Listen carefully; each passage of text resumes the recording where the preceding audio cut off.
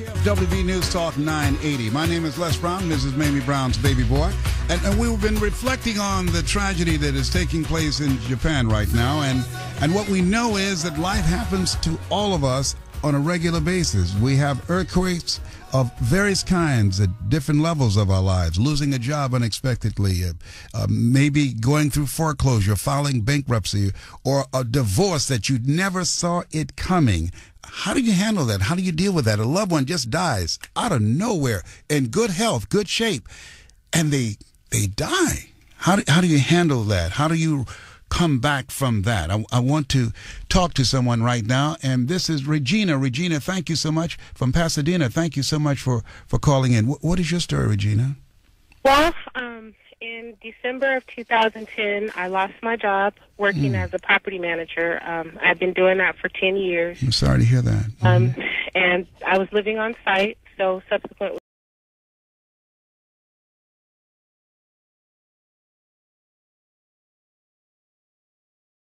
I lost my place of residence. And just life began to spiral out of control after I lost my job. I lost my grandmother. My mom ended up having a stroke. And last month, I got my tax return and used that to stay in a hotel. And now I'm on the street. And this is actually the first time I had ever listened to the show. I kind of just drove around in my car today and parked under a parking garage just to kind of get some rest and get out of the sun. And I turned on the radio, and I was listening to you. And I'm in it right now.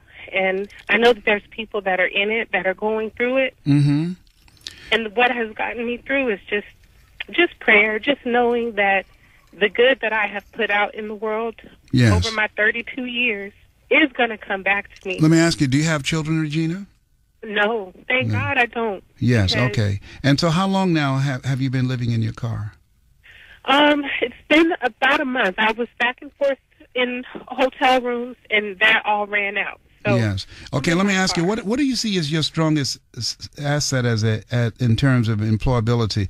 What do you see as your strongest talent that you have? What do you see? My strongest talent is probably my ability to serve my customers. I'm very smart. I have a bachelor's degree. I've worked in many industries. I've worked in radio. I've done marketing, but mostly I've managed apartment communities. What about selling skills? What kind of skills do you have in that area? Excellent selling skills. I mean, that's really what property management is, leasing apartments. Okay, now, so when you've been going out applying for jobs? Oh, yes, I've been applying. I've gone to interviews, and nothing has panned out so far.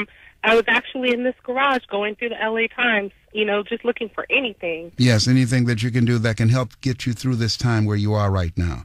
Right. Are you computer savvy? Yes, sir. Okay, very good. Okay. I tell you, and so you've applied. Well, how many jobs have you applied for? Oh, I've probably applied for about 20 in the last month. In the last month. Okay, that's seriously not serious. You're talking about 20. You talking about you need to do 20 a day. Okay. Yeah, you can't be serious if you're applying for 20 jobs, and that's not even one a day. Come on, Regina. You know better than that. I'm doing the best that I can. It's difficult when finances are low. Okay. But to apply for a job. Okay, we gotta help you do that. All right. I want you to hold on. I want to get some information from you. Okay. Yes. Because you have very good communication skills, and we're going to get some information from you, and we will help you. All of us have been in situations in our lives where you are right now. I've been there, done that, bought the T-shirt. I was sleeping on a friend's couch, and for a long period of time, trying to find my footing after going through a challenging experience in my life. So guess what? This is a day for your breakthrough. Thank you so much for calling in, and this is the time for your breakthrough. You got a good spirit about you. With all you've gone through, your grandmother dying, your mother having a stroke. How's your mother now? Okay, they're getting information. Okay, all right. Thank you very much. They're getting information. Okay. Listen, yes, I was curious. How's your mother doing, Regina? My mom is back, to herself. She still has memory issues, but she's doing okay. Okay, very good. All right. Hold on, all right? Thank you. Thank you very much for calling in and sharing your story. You're going to be just fine. Okay, Maggie, I want to thank you so much for calling. Tell us, what is your story, Maggie? You've gone through some challenges recently. You lost your husband in January? Hello, Maggie, are you there? Hello? Okay, we lost Maggie. All right. Listen, one of the things that we don't know what the next moment will bring, and mental resiliency, I think, is more important now than ever before. Anna and Downey. Anna, you went through a divorce, and this divorce, you said, it devastated you. Yes, not only a divorce, but a whole lot more than a divorce. Mm-hmm. I was a stay-home mom with 3 kids. Okay. And then just suddenly I find out what he was doing, which was completely wrong. And all I asked him was to leave the house.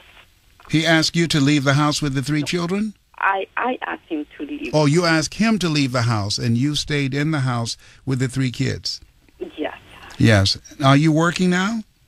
Yes, I am working. So how did you recover from that? Because you had 2 paychecks. Your husband was unfaithful to you? He molested one of my kids. Oh, my God. I'm so sorry to hear that. You will know how it will go through.